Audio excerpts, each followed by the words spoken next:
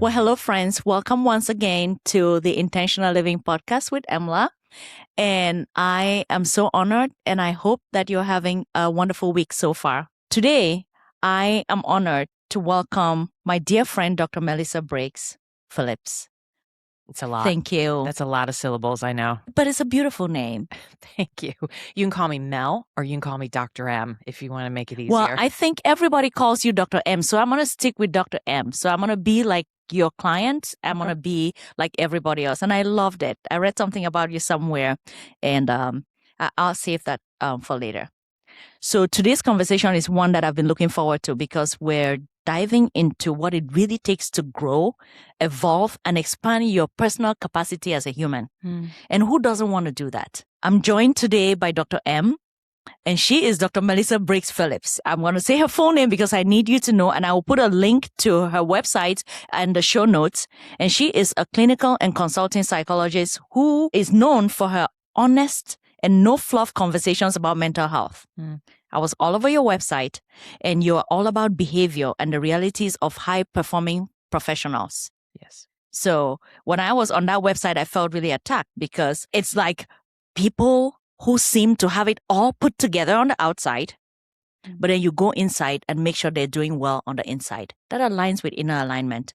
And she's the founder of the Next Generation Behavioral Health and the mind behind the Behave Forward framework. This is a powerful approach that challenges you to question what you think and understand how you feel, honor your body, which is what I am all about in intentional living. And most importantly, commit to action. So we're going to be talking about a few things about her framework today, which can actually help you in your life. And so what I love about her work is that it doesn't just sit in theory. It's about doing the internal work that helps to move us forward, because the goal isn't just comfort. It's like capacity, as you say. Yes. And I really love that you mentioned capacity. So if you're feeling stuck and overwhelmed, or you feel like you're doing the right things, but you're still not fully aligned, this episode is going to be right where you need to be. So we're going to dig right into it. But before I ask you a little bit about this grit, I want to know what you think intentional living is. It's one of my favorite things to talk about with clients, certainly. Yes. So intentional living for me is kind of ruthless commitment to continuing to ask questions and about what you think, about how you're experiencing your feelings, about what your body is telling you, because sometimes it lies to you. You know, sometimes it lies. It is a wise teacher, but sometimes it lies. Ooh. Ask anybody who has experienced panic attacks, and they will tell you that in that moment, they think they're going to die, and their body is signaling to them that's happening. It's awful. It's a scary feeling. Yes. And it's not true. And so the other side of that, of course, is in the work that you do, your body is a teacher, and paying attention to it helps you figure out an intentional way of living. So for me, it's about asking questions and having the courage and the capacity to tolerate hearing back something that is shockingly discordant with what you believe to be true in your head, in your emotional life, and in your body. So intention is a practice. It is not a noun. It's a verb. I love that. I love that you say it is a practice. So during your studies, during your PhD studies, at what point, or was it before or was it after, that you came to put yourself in this space, that this is what I'm really going to be doing for the rest of my career? Like, I've had a circuitous career path. So I went straight through school and finished all my doctoral training by my mid to late 20s. Yes. And I had this moment of thinking, I don't know anything. It was like after going through school. I think I want to know more things. And so I spent about 15 years doing kind of some wild stuff. Like, I was the director of a large National Institute of Health grant. I was an executive director. I was a chief of staff. I led a huge research consortium. Most of the things that I got involved in doing, one, somebody trusted me when I really hadn't earned that yet. And so the gift of giving that to someone, I'm a walking, living, breathing example of somebody taking a flyer on me. I mean, at 27, somebody handed me several $1 million 7 undergraduates, like 3 graduate students, the instructions to create memorandums of understanding with large healthcare systems in Northeast Ohio. And like, it was all this idea on paper, and they said, go make this real. And you did it. And I did it. And it was spectacular because it was problem solving, it was building, and it was like adjacent to my training as a trauma therapist and clinical psychologist. It was really probably the origin of what I do now, which is the same thing, because we were doing research on trauma. The same thing that helps people endure and then even thrive after breathtaking trauma, pain, and tragedy are the same capacities that I watch leaders deploy when they're building a business or a company or leading a team. It's the same stuff in there. And I believe there's power in teaching it, not just in the privacy of my office with a survivor, but a CEO or a founder trying to scale something. It's the same capacities. It is. You do this as a clinical practice. You see people one-on-one, you do coaching, you coach executives, you coach companies. But in intentional living, we talk a lot about alignment. Where do you see high-performing people most commonly out of alignment? So, all right, so let's talk. I'll explain it through the lens that I use with folks, my Behave Forward framework. Okay, we think a bunch of stuff, not all of it's accurate. We have an emotional life, and people have varying degrees of access to that. I mean, I certainly have people that sit in my office, and I give them my feeling wheel, and I give them usually it's my first homework assignment I give people called affect labeling. Like, okay, there's 100 unique emotional experiences available to you. And a significant percentage of my leaders will come back and say, well, I think what I experience is frustration. And then the louder that gets in my head, the louder my voice goes up, and that's my management style. Like they have access to this narrow range of fine, stressed, irritated, or frustrated, and what they are is so much richer than that. And our adolescents, but that's all they see. They don't look at a full feeling wheel. They don't understand they have they have access to this big range of affective experiences. I think for our kids, I think a lot of parents will relate to this. They describe things as anxious, and that's not always true either. Sometimes it's bored, restless, fear of being outgrouped by peers, need a technology break, uncertain. I mean, there's 20 different things that it might be other than anxious. So for me, intentional living is you have to define the problem appropriately. And we don't often start there. We start with, let's offer comfort, have this feel good, and the work begins way before that. It's really a difficult thing to be able to articulate those feelings, because when we didn't grow up learning this. So you have a lot of work to do with people like us who don't have the words to say how we're feeling. Because some people, you feel stuck, you feel misaligned, and then, I could read it on paper. Like, you could give me the feeling wheel and I'll look at it and I'll still be unable to identify. So that's why I highly recommend therapy for people, and talking to a clinician who knows what they're doing and who can help us see ourselves in a better light. So I love, love, love your framework of grit. Grit, Grit. Can you break down that framework for us?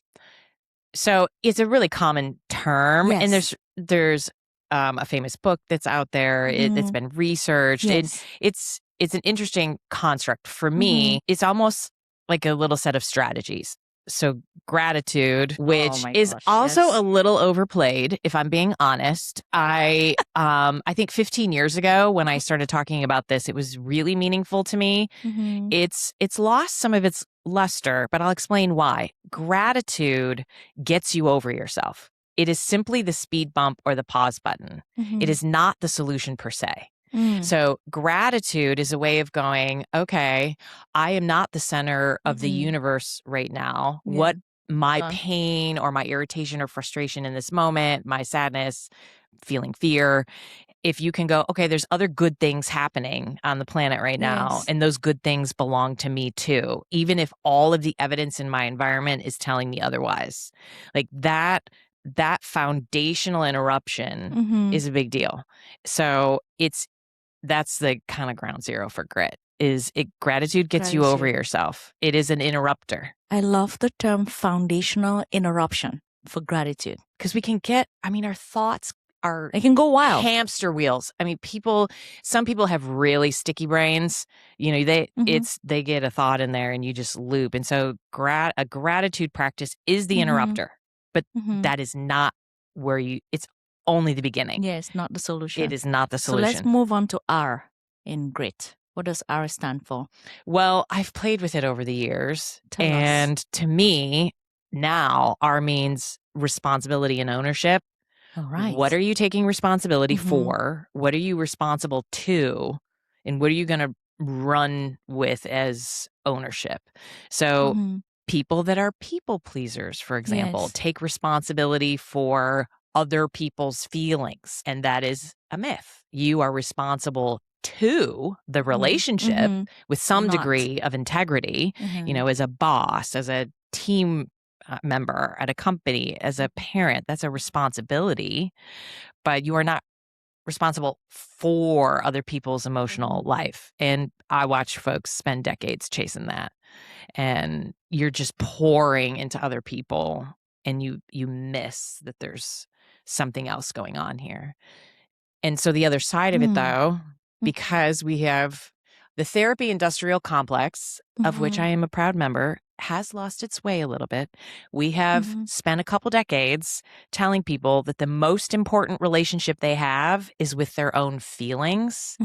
And I think this is a catastrophe. I don't think that's true. They are a piece of our human journey. Yes. But if we over-index on feeling good, I'm going to put air quotes here, safe, feeling comfortable, there's just this domino effect. And I think we're seeing it of anxiousness and depression. There's this relentless focus on self, and that has gotten in the way. It is evident. I believe I have managers talking about it in my office every day, that they spend all day talking about feelings, and then they go home and do their job until midnight, and they don't know how to stop this cycle because they care, but there is this responsibility for taking over. And so that's almost its own conversation. So for me, that's the R in like gritty living is, what am I taking responsibility for? And the other side of it is, are you chucking responsibility for your emotional life onto somebody else thoughtlessly, selfishly, and without consideration? Like there's a lot of that happening. Like I'm just gonna lay it onto somebody else. I'm just gonna let you take responsibility for making me feel comfortable, and that's problematic too. That's heavy. Yeah. And so in grit is just intention, which we've kind of been pulling at that thread. Yes. And toughness for me is the willingness and capacity to behave forward in spite of what you're feeling and thinking. Like who's the toughest person you know? Like, who do you think of when you think that is a tough person? I'm actually going to say myself. Okay, tell me why. Because when I sit down with myself, I'm able to look behind and see some stuff that I went through that I thought I was not going to be able to go through. And then when I look at that, it reminds me that if anything comes my way forward, I can use that energy that I used in the past to go through that. And then that gives me the ability to help other people who are going through something tough that they consider tough now. I can use my life's experience to help them, like, hey, this you will go through this because you have it in you, and I've gone through some stuff that I did not know that I had it in me, and I believe very sincerely that you have it in you to go through this. We're a lot stronger than we think we are. So, and my personal example, because I really don't know what other people are going through, and I know that people have gone through tougher stuff than me for longer durations, but all I know is myself and how much I've been through. And I think it has made me stronger. And that's why I can say I'm tough. Okay. So there's probably, I have like 10 follow-up questions I would ask if we were sitting in my office. And not Dang, guys, I need therapy. But underneath the through line there is a lot of capacity. Yes. So, all right. So one of my favorite things I like to ask people to do, it's interesting. There's this difference between regret and guilt. I do think regret, everyone should have a little jar of regrets that sits on a corner or sits on a little shelf, and you can take it off when you're facing a tough decision. And you can open it up, like visualize it, like, okay, here's my little jar of regrets. That is where wisdom comes from. Yes. We are not supposed to swim in an ocean of regret. Then we're just. I love you said stuck. Little jar of regrets, because Tiny that is jar. where wisdom comes from. Okay. Tell me more. People who have no regrets, and I know that's a meme, but that also is what sociopaths are. Like sociopaths have no regrets because they have zero empathy. And empathy is a thinking thing, not a feeling thing, which I'd love to talk about. So in your story, you could probably go back and you've got your little jar where you go, oh boy, I won't choose that again. Yes. Or that didn't have the outcome. So lesson learned. So as you move through your journey and you make a different decision and you realize you can make a different decision, everything you've talked about is behavior. Like that you interrogate your interior experience, but it's all about someone else, service, supporting someone with behavior. And behavior can be a call on the phone where you talk about feelings, but that's an act. Yes. Toughness for you is I had no idea I could do this. You used the word do like 8 times when you were talking about it. Yes. It's action. So when I ask folks about toughness, they almost always talk about behavior and do. And that is, we've lost our way in a lot of what we've done with adolescents and children. It's about feeling a certain way. Back to that. I see it. I feel it now. Right in me. Wow. You got me thinking. That's my favorite thing to do. And likewise. This podcast is sponsored by Journeys, your path to intentional wellness. Are you feeling fatigue, brain fog, low energy levels, and suspicion of inflammation? Most health problems don't start overnight, and neither does wellness. With Journeys, you can take charge of your health before you have to. Every cell in your body is whispering to you. But when we ignore preventive medicine, we wait until those cells are screaming. Journeys helps you listen to the whispers. There are 3 different lab test bundles to choose from. Starting at $199 up to $479, we measure up to 125 biomarkers, most that are typically not measured at your annual wellness visit. Normal labs is not a diagnosis. We get the most complete view, including hormones, nutrient markers that support energy, balance, and healthy aging. Each journey includes a personalized recommendation, one-on-one care from your pharmacist, and follow-up support to turn results into lasting intentional change. It's more than data. It's guidance, accountability, and a partner in your wellness journey. Intentional living means paying attention, staying curious, and taking steps towards the health you deserve. Start your journeys today. Click the link in the show notes. I was looking at your team. Can you remind me the people that are on your team again? Sure. So my partner at Mindset is Dr. David Caldwell. He's got a healer's heart and takes very good care of people that come in for the ketamine infusion therapy treatment. Our practice manager is Jessica. Yes. Jessica Proper, and she's a dear friend. She is the most organized human being, and she knows something about everything. I literally, for her birthday message, her son had a bunch of people submit videos.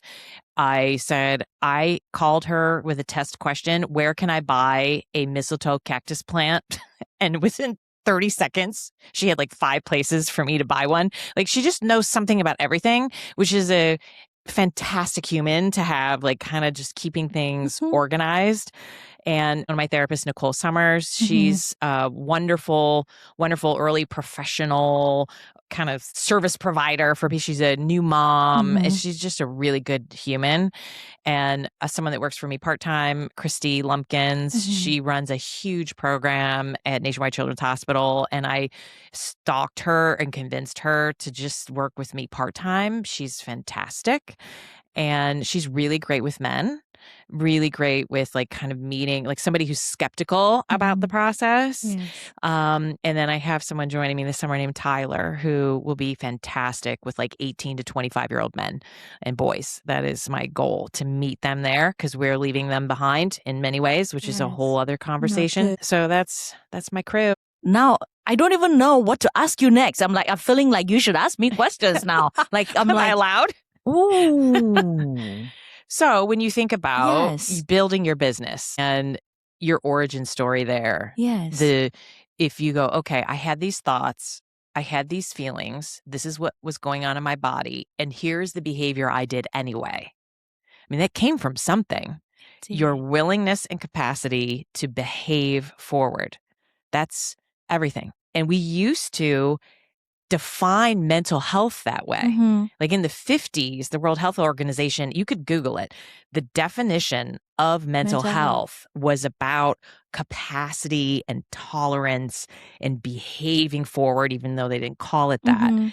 And then we sort of slid into an era of humanism and then we slid into like positive psychology stuff, which was really good in its original intent. And then it kind of got drifted. It kind of got diluted and drifted, and there became this really hyper focus on feeling good first, that you have to be confident first.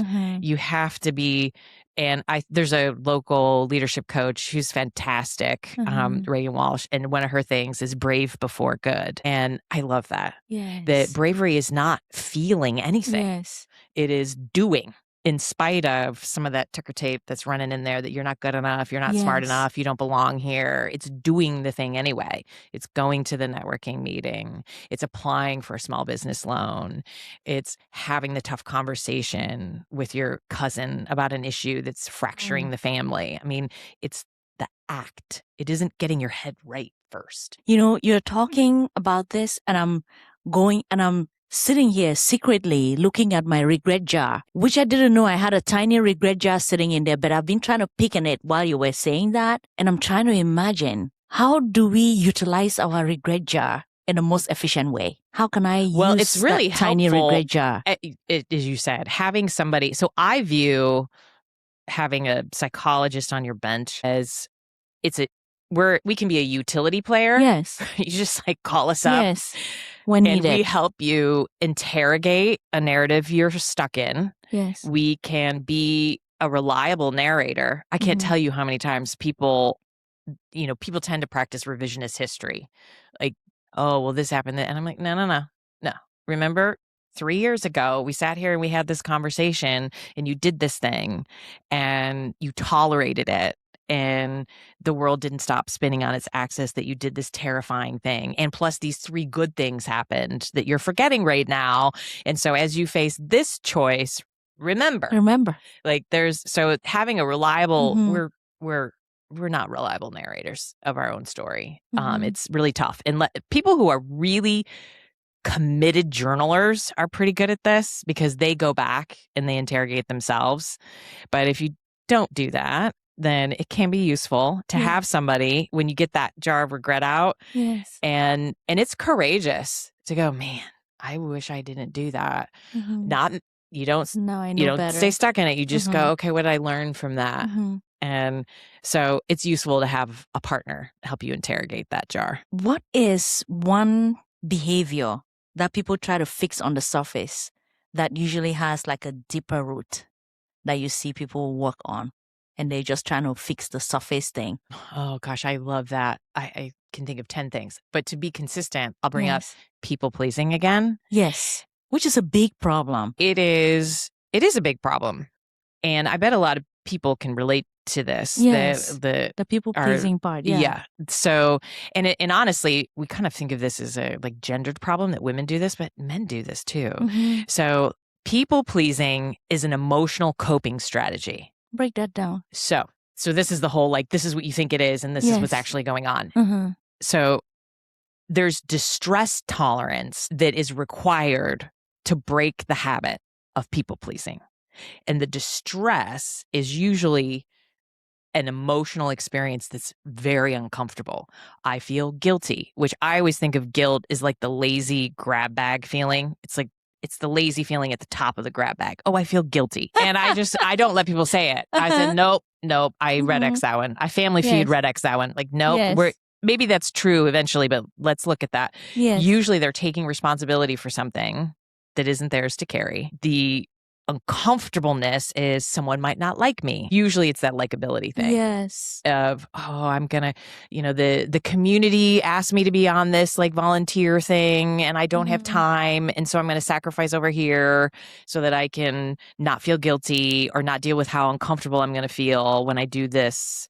If I say no. So people pleasing is an emotional coping strategy. You're avoiding feeling something that you've decided is threatening, and it's not. It's just, you got to tolerate something new. So it's distress tolerance. That, okay, I'm going to say no and then tolerate what it feels like to have that person be disappointed or try to manipulate me or shame me or lay it on thick, and I can tell you 1,000 anecdotes of clients who, and I love that we can show each other emails and texts now. They'll go, okay, well, I drew that line and I held that line and this is the text I got back. And so are you proud of me?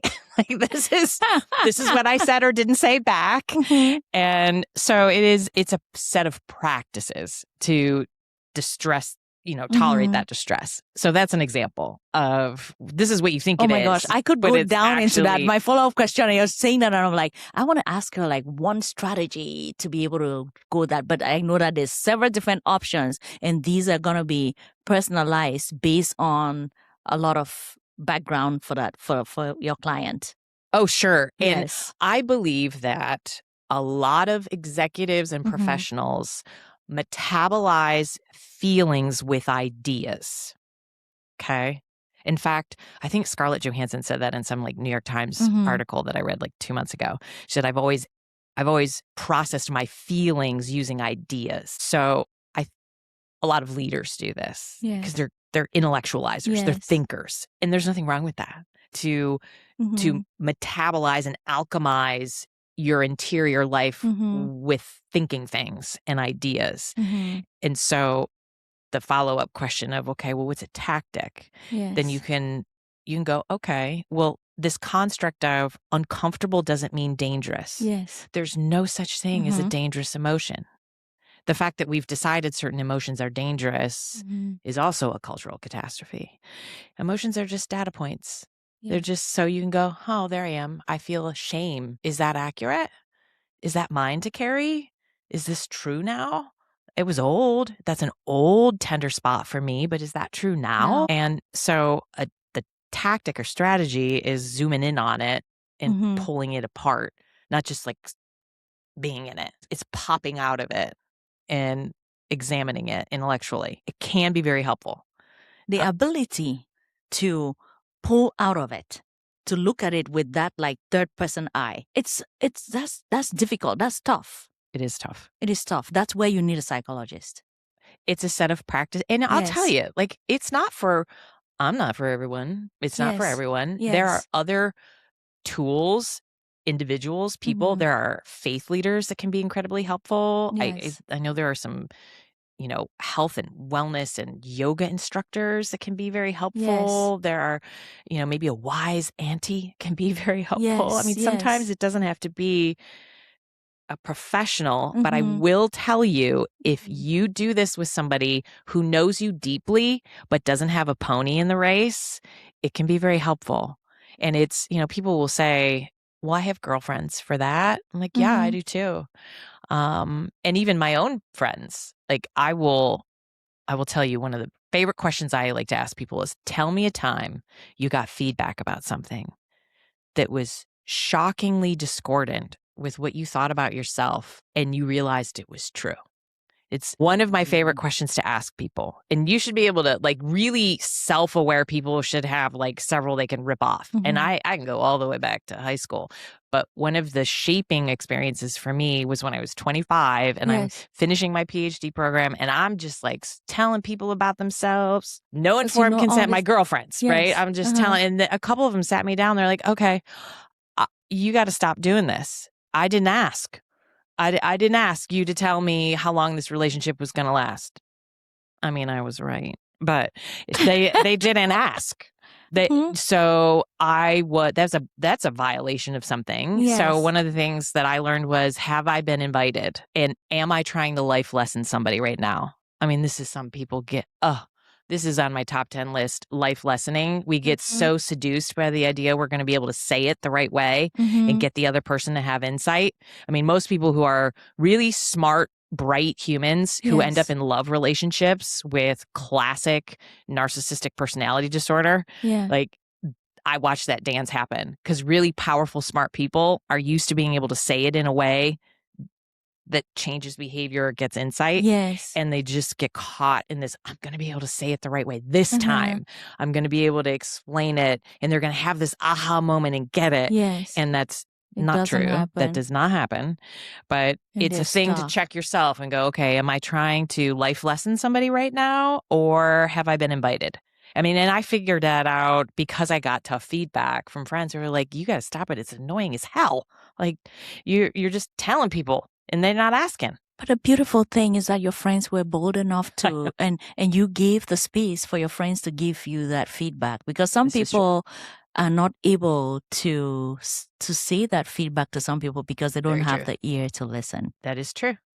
That is true. And it's not comfortable. It's not comfortable when you hear something which is not what you expect. No. So I love that question. Can you say that question one more time? Like, when was the time? I love the way you posed the question. So tell me a story. So when I ask someone, and in fact, I'm hiring someone and bringing him on this summer, and he's young, he's 26. And I asked him this and he had a fantastic reply. And I think all counselor therapists should be able to answer this.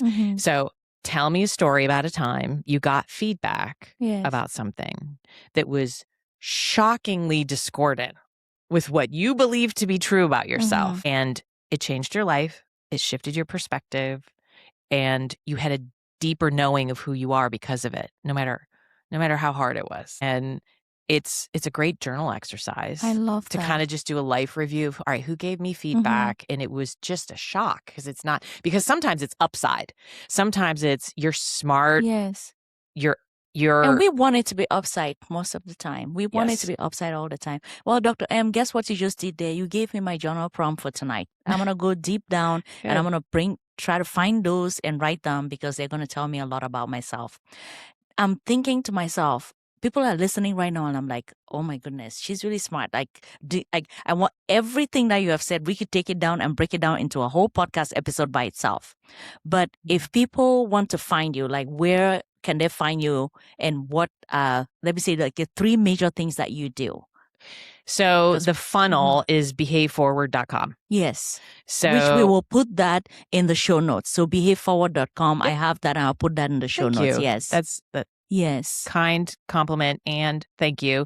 So that's sort of that's the triage. So you can go one of 3 places at behaveforward.com. You can go to my traditional like talk therapy practice, Next Generation Behavioral Health. Me and my team there.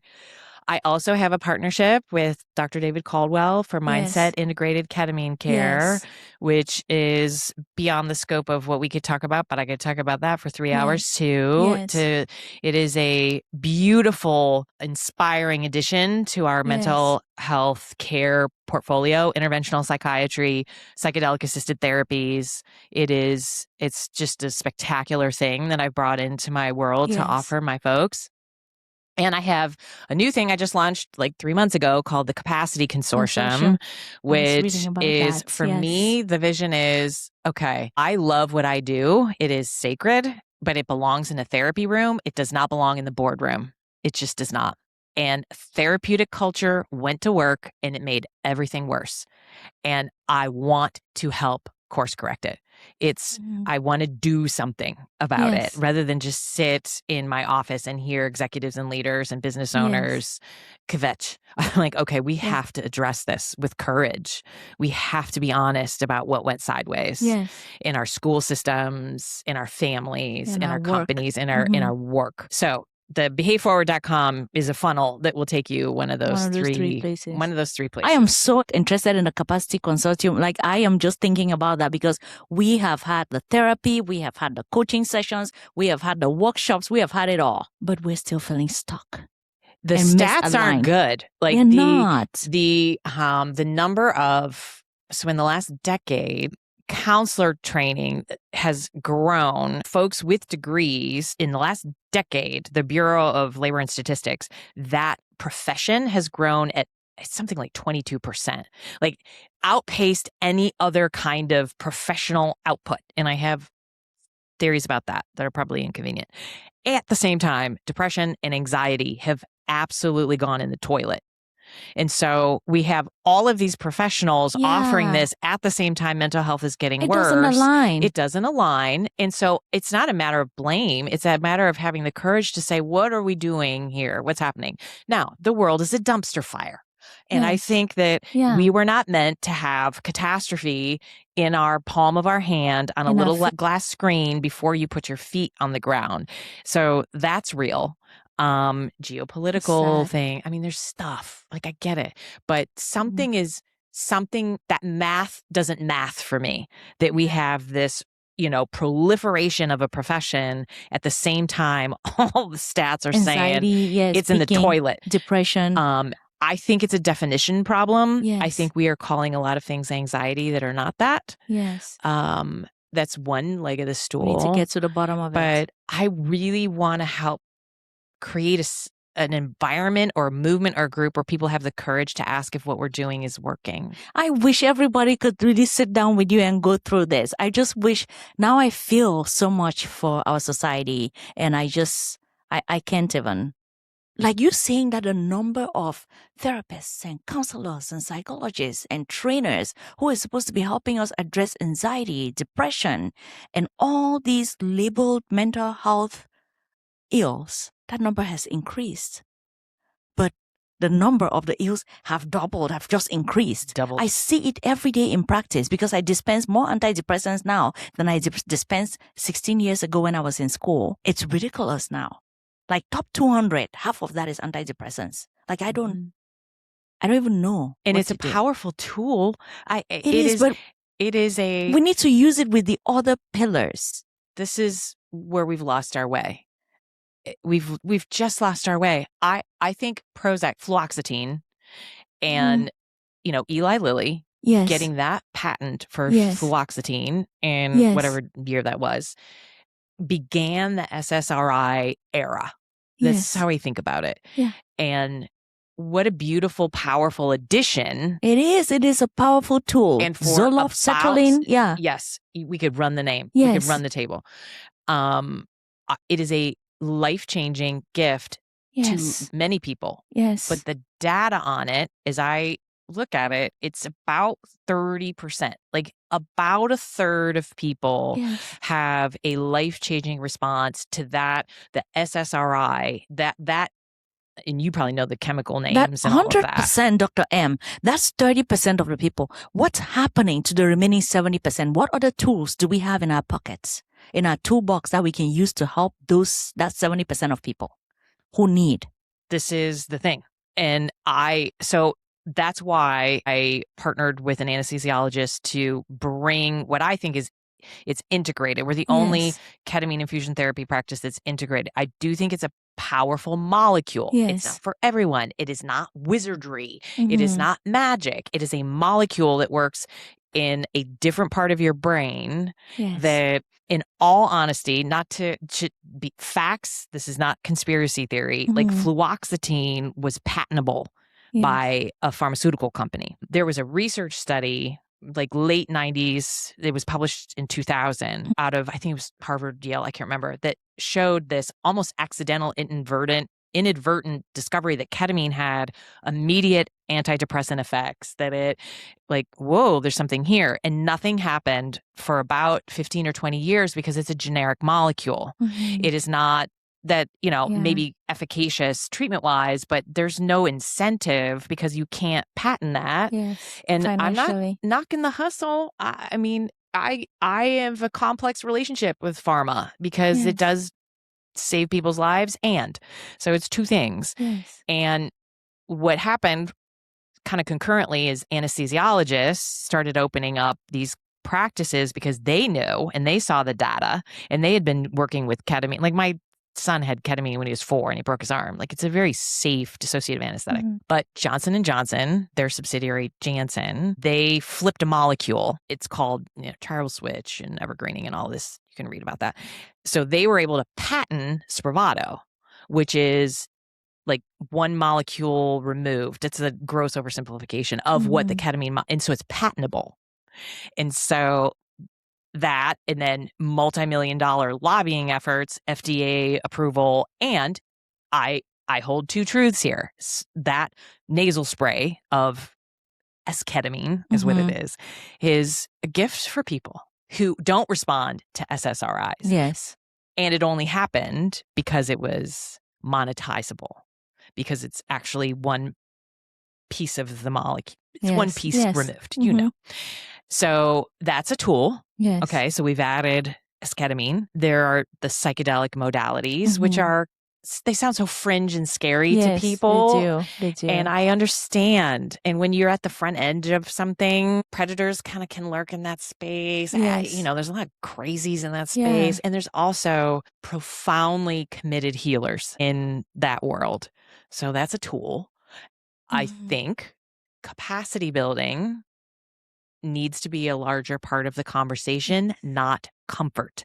We have flooded our culture with the language of care and forgotten the language of capacity. And competency. Yes.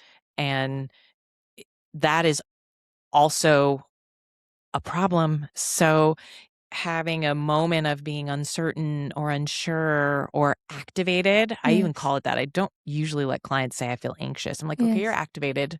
Okay, you're activated. What is this? Now, of course, there's a certain percentage of major depressive disorder, bipolar disorder, panic disorder. That baseline has been with us and will.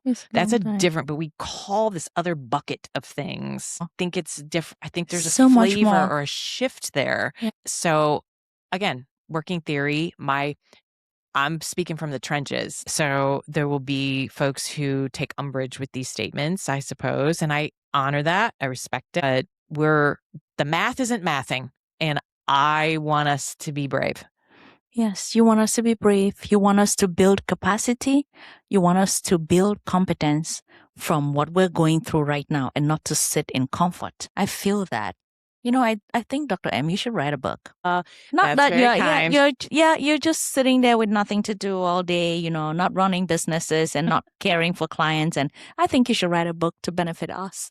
So just throwing that out there. I appreciate the invitation. Thank you.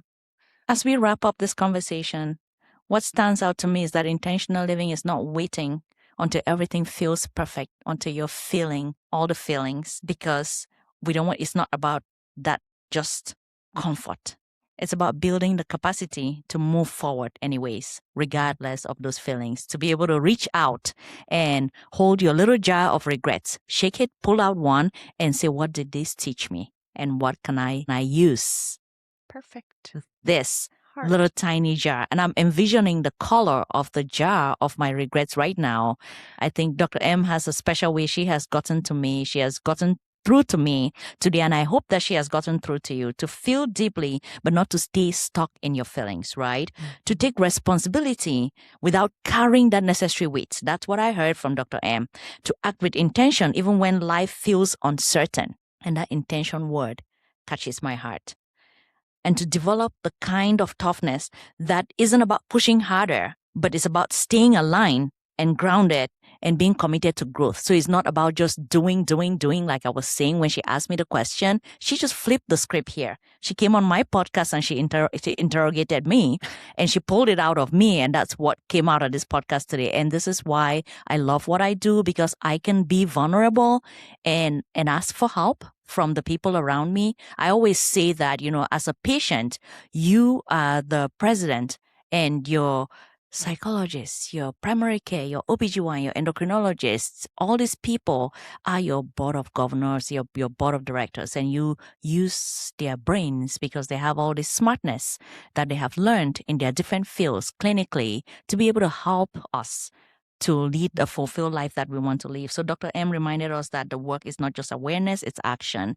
And it's also stepping away from that feeling and from that comfort. And it's choosing moment by moment to behave forward to the next best.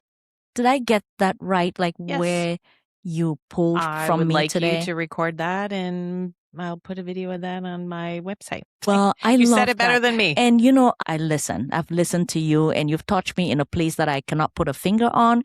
But I'm hoping that if this podcast got to you the way it got to me, please share it with a friend. It might have not benefited you because you're not in that space and that mind right now, but you never know who is going to benefit. Share it with a friend on Apple Podcasts, Spotify, and YouTube, and you never know who you're going to help in this moment. And we're going to leave a link in the bottom to reach out to Dr. M and her team. Well, Dr. M, I would love to have you back on the podcast because I have right now about 5 different topics that I would love to talk with you about. You have a special way with words. You have a special way with the heart. And this is why you do what you do. And I'm happy that you have found your true note that you were incarnated to sing. And I think that you sing it very beautifully. Thank you for having me. You're a very good host. I appreciate you. Well, thank you very much for listening. Continue to live each day with intention.